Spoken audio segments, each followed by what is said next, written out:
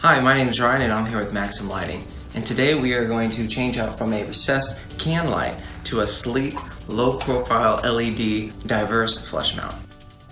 First we're going to pull down the existing recessed can lighting. You're going to remove the clips and then unplug. To make the diverse retrofitted can light, add these clips to the bracket. Next, add wires to the quick disconnect plug. Then pull the wires through the bracket and click the bracket onto the diverse fixture. Now we're going to install the diverse with a Title 24 compliant quick connect plug and spring-loaded clips.